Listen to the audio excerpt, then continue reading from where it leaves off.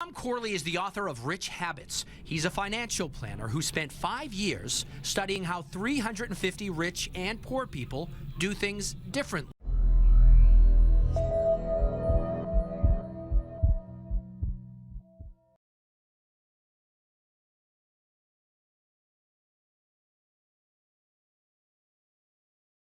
Cool. Hey, everybody.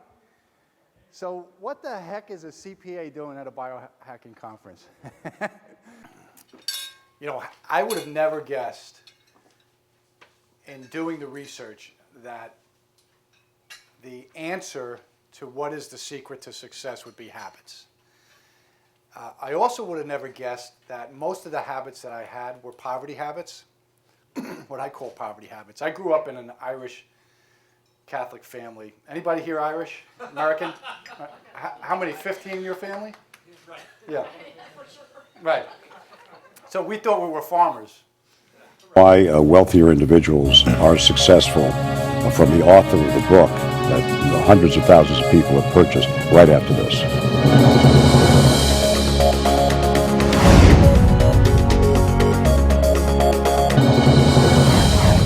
Just looking at some of the Rich Habits training program, I will form good daily habits and follow these good habits each and every day. I will engage in self-improvement. I will devote part of each day to caring for my health. I will save 10% of my gross income. I will control my thoughts and emotions. How can you control your thoughts and emotions every day? Well, do you follow your own advice? I do, Larry. I listen. I come from an Irish Catholic family. We had 11 in our family, and anger was the primary emotion. It's an honor. Thank you, Michael, for inviting me here. I'm just honored. You know, Australia, since I was 18 years old, Australia has always been a place that I wanted to visit ever since I had my first can of Foster's Lager. And so I thought, this is going to be great because I'm in Australia now. I can get as much Foster's Lager as I want. I went to every bar here, and nobody sells Foster's Lager. If you've ever wondered whether rich people know something you don't, they do. One financial expert has spent years researching the habits of both the wealthy and the poor to find out what works. It all comes down to simple things.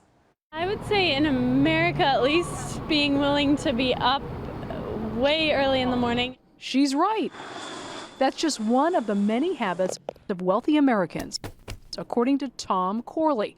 After 4 years of research, the financial planner wrote the book, Rich Habits. I'm not just focusing on the wealthy. I want to know where you're screwing up. When I talk to the young kids about the rich habits, I tell them, look, anger is the most costly emotion that you have because it's going to cost you relationships. Takes a lot out of you. It's a draining. And he didn't realize it. That was the thing. He didn't even know. It never even crossed his mind. That one habit was dragging him under. And this is the thing with habits. This is why they call it the secret to success. They asked J. Paul Getty, what's the secret to success? He says, wake up early, work hard, and strike oil. Even he didn't understand why he was rich. Maybe he's throwing it up there to random good luck. I mean, give me a break. Most of the millionaires in the world, between 67 and 80%, depending on the source that you're looking at, are self-made. So by and large, millionaires are self-made. And that's great. But how do they get there?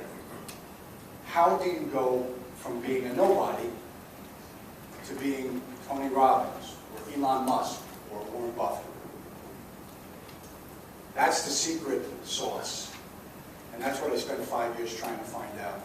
You mentioned that 81% of the wealthy maintain a to-do list versus 19% of the poor. How important is this to-do list? I would imagine it plays into the difference between goals and achieving your goals versus, sort of letting them sit idle.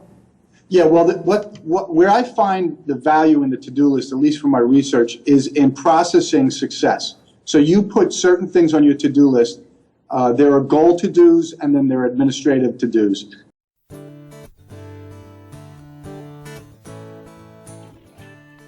And and welcome back to The Dawn Show. So we're going to make you rich. We're going to make you happier. Here with author Tom Corley, who authored Rich Habits, Daily Success Habits of Wealthy Individuals.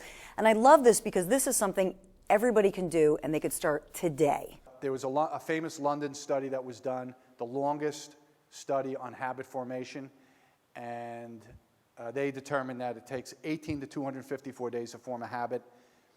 And the reason there's such a big disparity is because of the complexity of the habit. I mean, if you're brushing your teeth, that's a pretty easy habit to form. But if you're trying to, hit a backhand in tennis, that could take a long time. Habit stacking works is, a good example is this train. So imagine you've got this neural pathway, this train on the train tracks, and you want to change a habit. You want to add a new habit. Let's say you do aerobic activity, Stairmaster, treadmill, the elliptical, and let's say you want to add a different habit. You want to read. You want to read more, 30 minutes a day. That's what wealthy people do. Well, you can put a book on the Stairmaster and start reading. The brain will not fight you. It will accept it, and in a very short period of time, it will become a joint habit.